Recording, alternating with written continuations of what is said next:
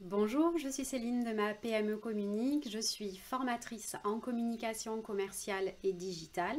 Aujourd'hui, cette vidéo s'adresse aux formateurs et je vais vous expliquer comment utiliser Google Classroom dans votre pratique pédagogique. Je vais vous présenter rapidement comment fonctionne le flux sur Classroom, comment fonctionne l'onglet travaux et devoirs. Je vais vous montrer comment vous pouvez publier vos supports de cours sur l'onglet travaux et devoirs. Je vais également vous montrer comment réaliser un devoir, publier un devoir sur Google Classroom, comment le corriger, comment noter, comment donner des appréciations à vos étudiants. Et je vais également vous montrer comment afficher les notes de vos étudiants sur Google Classroom. Donc, pour pouvoir accéder à Google Classroom, tout ce que je vais vous montrer aujourd'hui, c'est fait à partir d'une version totalement gratuite de Google. Je n'ai pas G Suite for Education, ni même la suite Workspace, je crois, de Google. Donc tout ça, vous pouvez le faire de manière totalement gratuite. La seule chose que je paye auprès de Google, c'est de l'espace, puisque avec la version gratuite de Google, vous avez accès à 15 gigas. Et j'ai juste acheté un peu d'espace pour pouvoir publier l'ensemble de mes cours sur Google Classroom. Ça coûte 1,99 € par mois pour bénéficier de 100 gigas. Alors, pour accéder à Google Classroom, donc vous allez vous connecter sur Google avec votre adresse Gmail et sur le côté ici, vous avez votre Google Classroom qui s'affiche en sachant qu'il existe également une application que vous pouvez télécharger et également faire télécharger à vos étudiants si vous les voyez régulièrement. Donc ici, quand j'arrive sur Google Classroom, ce sont l'ensemble de mes cours qui sont affichés et j'ai un cours qui est créé par classe. Voilà, chaque classe égale un cours. Donc je vais vous montrer comment créer un cours quand on est formateur. C'est ici, vous allez en haut à droite de votre écran, vous faites plus et vous faites créer un cours. Ici, vous validez. Et puis, le nom du cours, donc c'est le cours test tuto. Section, section. Donc là, vous allez pouvoir mettre l'école, par exemple, avec qui vous travaillez, ou la classe. Voilà. Là, vous n'êtes pas obligé de remplir le reste. Et puis, vous avez le cours qui est en train de se créer. Ça prend un petit peu de temps parce que quand vous créez un cours, ça crée également un dossier spécifique sur le Google Drive du cours. Tous les documents qui vont être diffusés sur le Classroom seront également enregistrés sur le Drive. C'est pour ça que ça prend un peu de place. Donc là, je reviens en arrière sur ma barre principale et j'ai le cours test qui vient de s'afficher ici. Je peux le déplacer, le mettre où j'ai envie en fonction de ce qui me correspond le mieux. Moi, pour m'y reconnaître, j'ai juste fait des couleurs par école pour pouvoir éviter de me perdre. Donc je retourne dessus. Vous pouvez très bien sélectionner le thème en fonction de votre type d'enseignement. Tiens, le vélo, pourquoi pas. Voilà. Donc là, la classe est créée et vous voyez, il y a 1, 2, 3, 4 onglets qui sont le flux, travaux et devoirs, la liste des participants, donc vos stagiaires, et également les notes. Je vais vous montrer comment vos élèves peuvent rejoindre le cours directement par un lien. Ici, vous avez un code du cours qui est créé. Ce code du cours, il est unique à votre cours et il ne change jamais. Donc, vous pouvez très bien le proposer à vos élèves. Donc là, ce que je vais faire, c'est que je vais aller sur un nouvel onglet et je vais me mettre ici Voilà, je choisis un autre compte, Google bien sûr, et comme ça on aura la vue élève. Voilà, donc là je suis un nouvel élève, je me connecte. Évidemment, en tant qu'élève ou en tant que professeur, vous n'avez pas accès aux mêmes informations. Ce qui est commun, c'est le flux, les travaux et devoirs et la liste des participants. Donc là, bien sûr, il y a l'enseignant qui apparaît. Vous pouvez aussi travailler avec plusieurs enseignants sur le même cours. Alors, voilà, donc le code du cours, il est affiché ici et vous l'avez également dans les paramètres général et il est ici, 35 JC, etc. Hop là, donc je ferme. Donc je vais d'abord commencer par vous présenter le flux. Le flux, c'est tout simplement un flux d'informations qui est publié de manière chronologique auprès de vos élèves, auprès de vos classes. Donc vous faites une annonce pour votre classe et vous allez pouvoir envoyer des messages. Bienvenue sur Classroom. Voilà. Ici, je peux ajouter toutes sortes de documents, documents issus du Drive, un lien vers un site internet, un fichier qui sera sur votre ordinateur ou même un lien sur YouTube. Voilà. Donc c'est assez simple, vous faites ajouter et puis vous pouvez décider de l'envoyer à tous vos élèves ou à un ou plusieurs élèves en particulier. Vous pouvez aussi décider de publier cette annonce à l'ensemble des classes avec qui vous travaillez. Donc ça c'est bien si vous avez plusieurs classes identiques de réaliser ça. Ici je vais donc publier le message. Et voilà, au fur et à mesure, en fait, vos messages vont s'afficher dans le flux. Voyons ce que ça donne sur le côté, sur le plan des élèves. Alors là, je vais attendre un petit peu. Voilà. Ici, il y a quelque chose qui s'affiche, c'est ceci. Le flux est à jour. Et pour pouvoir avoir accès au flux à jour, il va falloir cliquer sur afficher. Et là, on voit que mon message vient d'être publié. Et je peux tout à fait, en tant qu'élève, répondre à ce message. Bienvenue à vous aussi. Voilà. Hop. Et là, j'ajoute un commentaire. Tout ce qui sera publié de nouveau sur votre Classroom apparaîtra dans le flux, dans l'ordre chronologique. Maintenant, je vais vous montrer comment travailler au niveau des travaux et devoirs. Travaux et devoirs, c'est ici que vous allez pouvoir réaliser, publier des devoirs pour vos élèves, mais également publier l'ensemble de vos supports de cours. Donc, vous allez commencer par créer. Moi, j'aime bien travailler par thème, donc en fonction des cours, des différentes parties de chapitres, etc. Vous allez pouvoir réaliser vos thèmes. Donc, partie 1 du cours test. Ajouter. Et là, ça s'ajoute. Et puis, je vais ajouter un deuxième thème. Partie 2. Hop. Ajouter. Tout ce que vous allez ajouter dans l'onglet travaux et devoirs va s'afficher en haut. Donc, à vous ensuite de le ranger là où vous voulez. Donc là, j'ai partie 1 et partie 2. Et ici, on voit que les différents thèmes du cours sont présentés là de manière rapide, en accès rapide. Donc vous allez pouvoir diffuser vos différents chapitres de cours, par exemple. Ensuite, vous allez pouvoir créer. Donc je vais commencer par vous montrer comment je publie mes supports de cours. Vous allez créer une documentation.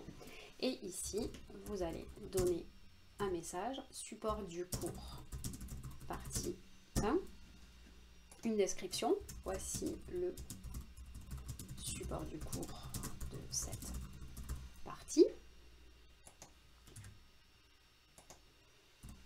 Et Et ici, vous allez pouvoir tout à fait ajouter un fichier vert. Donc, moi, j'ai mis en favori mes formations que je fais le plus souvent. Donc, bon, je dis n'importe quoi. Je vais prendre un support de cours quelconque. Hop là, je vais dans le dossier. Je vais aller, hop, ici. Je prends le fichier PDF, je le rajoute. Et puis, je peux très bien ajouter d'autres vidéos. Par exemple, tutoriel Classroom. Voyons, ça doit exister déjà sur YouTube. Je peux faire une petite recherche. Voilà, bah écoutez, il y a déjà des choses qui existent. Donc, voilà, les bases de Classroom, vidéo de 31 minutes. Ok, maintenant je vais pouvoir publier ce support de cours et je décide que je vais le publier dans la première partie. Donc après, à droite de l'écran, partie 1 du cours test, je choisis et puis je peux décider de l'envoyer toujours pareil à plusieurs classes ou à un ou plusieurs élèves de la classe. Alors bien sûr, là, j'ai que moi qui apparaît parce que je suis toute seule dans la classe. Et ensuite, j'ai la possibilité de le publier immédiatement ou bien de programmer l'envoi de ce support de cours. Donc ça, c'est bien, ça permet d'anticiper sur ces cours. Vous allez aussi pouvoir l'enregistrer. Comme ça, quand vous êtes prêt, vous pouvez faire l'envoi manuellement. Donc, moi, je vais le publier directement. Voilà. Et ici, quand je quitte, je vais sur le flux, on voit que j'ai publié un nouveau support de cours puisque toutes les nouveautés sur Classroom s'affichent dans le flux, mais également elles vont s'afficher dans travaux et devoirs. Donc là, comme j'avais indiqué que c'était dans la partie 1, ça s'est mis ici dans support du cours partie 1. Si vous avez oublié des choses ou qu'au fur et à mesure vous voulez ajouter des documents ou des fichiers, vous pouvez tout à fait modifier le support de cours, puis l'enregistrer pour pouvoir mettre l'ensemble de vos supports à cet endroit. Maintenant, je vais vous montrer comment créer un devoir. Et puis, je vais prendre l'exemple d'une personne. C'est grâce à cette personne que j'ai décidé de réaliser cette vidéo. Où j'ai vu passer, donc c'est un formateur avec qui je travaille, qui a demandé à son délégué de classe de récupérer l'ensemble des CV des personnes de la classe. Et bien ici, en utilisant le Classroom et en créant un devoir non noté, vous allez pouvoir avoir un lieu en tant que formateur où vous allez récupérer l'ensemble des documents que vos étudiants vont pouvoir vous envoyer. Et c'est ça le côté génial de Classroom, c'est que vous n'avez pas besoin d'aller dans tous les emails que vous pouvez recevoir de vos étudiants, de devoir tout ranger, etc. Là, ça se range directement. Donc c'est vrai que moi, quand je fais un devoir ou quand je demande un document, je n'accepte plus les emails personnels. Je demande expressément à ce que mes supports de cours ou les devoirs soient rendus via Classroom. Comme ça, j'ai tout à un seul endroit et j'ai pas besoin de chercher 1000 ans où sont les documents de mes élèves. Donc, je vais vous montrer comment on crée un devoir. Ici, on va appuyer sur créer et on va faire un devoir, tout simplement. Et là, je vais prendre l'exemple de cette fameuse collègue qui a besoin des CV de ses étudiants. Bonjour, merci de me communiquer vos CV. Voilà. Donc là, on peut aussi, quand on fait un devoir, ajouter tout simplement le lien vers le document, un lien vers le Google Drive pour accéder aux consignes, etc. Donc là, vous pouvez mettre tous les documents que vous voulez. Vous faites de la même façon que tout à l'heure. Vous avez aussi la possibilité de créer directement un fichier. Et là, bien sûr, ça va vous ouvrir un fichier issu de la suite de Google. Donc un fichier Docs, un fichier Slides, Sheet, un dessin ou un formulaire. Bon, moi, j'ai pas besoin de mettre de pièces jointes, donc je ne le fais pas, mais vous avez vu que c'est assez simple. Vous pouvez décider, toujours pareil, d'envoyer le devoir à plusieurs classes ou à un ou plusieurs élèves. Et vous allez aussi pouvoir noter le devoir. Alors bon, là, il n'est pas question de noter le CV, mais pour l'exemple, je vais quand même laisser la notation. Donc là, je vais noter sur 20 le CV. Et puis, je vais mettre une date limite. Donc, je veux recevoir ça avant minuit. Et voilà. Et donc là, je vais pouvoir publier le devoir. Je peux aussi le programmer ou l'enregistrer comme brouillon. Je le publie.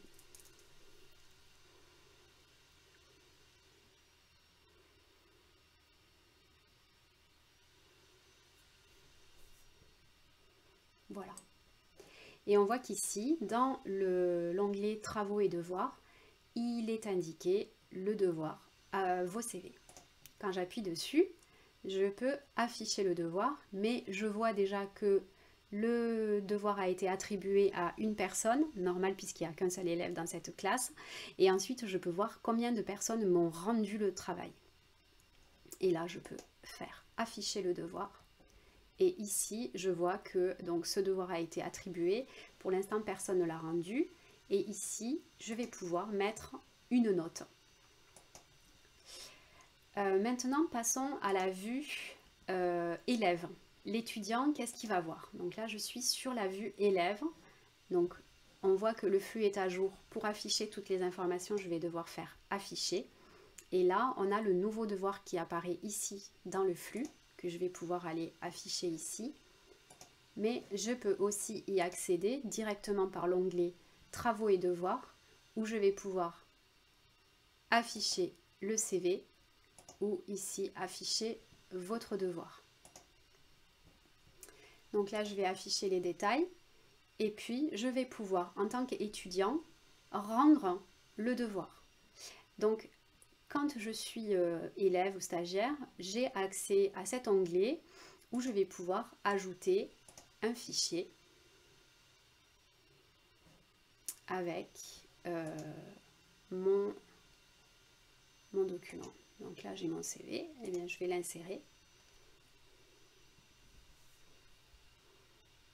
Je peux ajouter encore des documents si ça ne suffit pas. Et puis, je peux rendre le devoir. Voilà, là ça veut dire que j'ai terminé mon travail et que je vais rendre le devoir. Voilà. Ici, je peux ajouter un commentaire privé. Cette fois, le commentaire sera publié seulement au formateur. Bonjour, voici mon CV. Merci de votre attention. Signé Céline. Voilà, et j'envoie cet élément. Donc là, l'étudiant a rendu son CV. Ici, je retourne sur la version formateur. Je retourne dans Travaux et devoirs. Et là, je vais pouvoir afficher le devoir. Ici, on voit que j'ai une personne qui a remis le travail, normal puisque je viens de le faire. Et là, je vais afficher le devoir. Et je vois que, effectivement, Céline Pinto m'a rendu son travail. Et je vois également le petit message qu'elle m'a laissé. Voici mon CV, merci de votre attention. Donc je vais pouvoir cliquer sur le document qu'elle m'a rendu et je vais pouvoir le visionner. Ici, je vais pouvoir, alors attendez parce que j'avais déjà rajouté des commentaires, hop, je vais supprimer.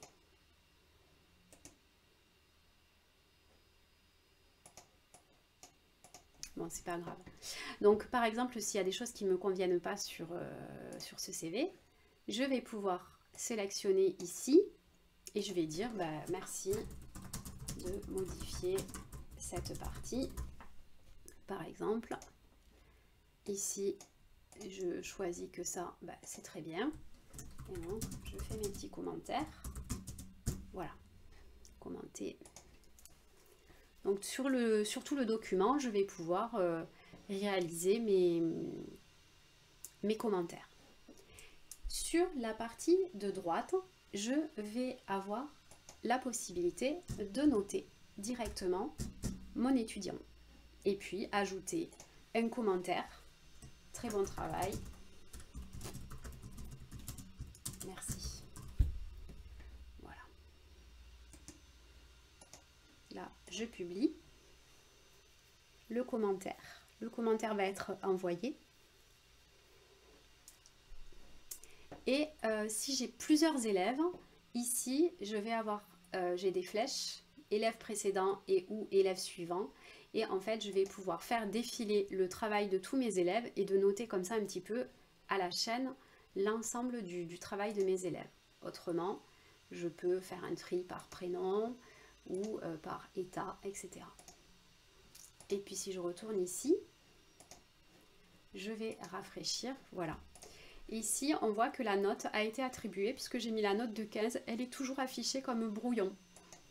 Donc tant que je n'ai pas terminé la correction de toutes les copies, les notes ne sont pas rendues. C'est seulement lorsque je décide de rendre les copies, donc en cliquant ici sur rendre, que je vais pouvoir rendre le travail. Et donc les élèves vont recevoir un email. Je peux aussi cliquer là-dessus.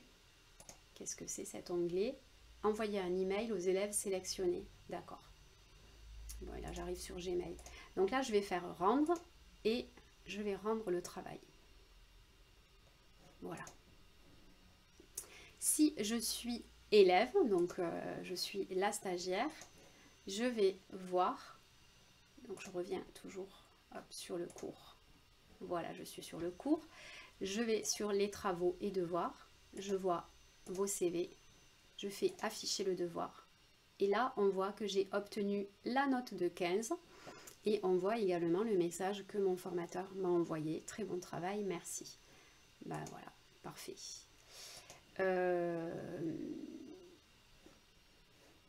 Voilà comment fonctionnent les devoirs. Et c'est vrai que on n'est pas obligé de créer un devoir avec une note. On peut créer un devoir sans note. Alors je vais revenir en arrière. Ah oui, mais là je suis sur la version étudiant. Ce qui est assez étonnant. Voilà. Ici dans les travaux et devoirs, ça ne s'affichait pas. Je ne sais pas pourquoi, j'ai juste rafraîchi ma page. C'est le support du cours que j'ai réalisé. Et que j'ai publié à mes élèves. Donc tout ça, mes élèves pourront y avoir accès. Là, je suis sur la partie professeur. Je vais retourner sur le cours. Donc on a vu comment créer les travaux, comment créer les devoirs, comment utiliser les devoirs aussi sans notes pour récupérer. Donc je vais toujours sur créer un devoir et là je mets pas de notes. Et comme ça me permet de récupérer des documents, par exemple, sans avoir à aller demander à mes étudiants de les envoyer par email. Ici, j'ai la liste des participants et ici, j'ai un onglet qui me permet de voir les notes de toutes les évaluations de tous mes étudiants. Donc, normalement, quand j'ai plusieurs étudiants, je pourrais vous montrer, mais par souci de confidentialité, je ne préfère pas. Vous avez toute la liste de vos étudiants qui apparaît là. Et ici, toutes les évaluations que vous pouvez faire avec les notes de vos élèves. Voilà. Qu'est-ce que je pourrais vous dire de plus? Oui. Une fois que vous avez terminé de travailler avec une classe, par exemple à la fin de l'année, vous allez pouvoir archiver un cours. Donc ici vous voyez dans l'onglet il y a les dates limites, les deadlines qui apparaissent. Donc là effectivement le CV c'est jusqu'à ce soir minuit, les élèves ils ont jusqu'à ce soir minuit pour les envoyer. Et si je n'ai plus besoin de ce cours, eh bien je peux tout simplement l'archiver. Il sera archivé comme ça et je sais que dans mon Drive, je vais pouvoir supprimer aussi les documents sur le Drive, par exemple. Voilà, j'espère que ça vous a plu.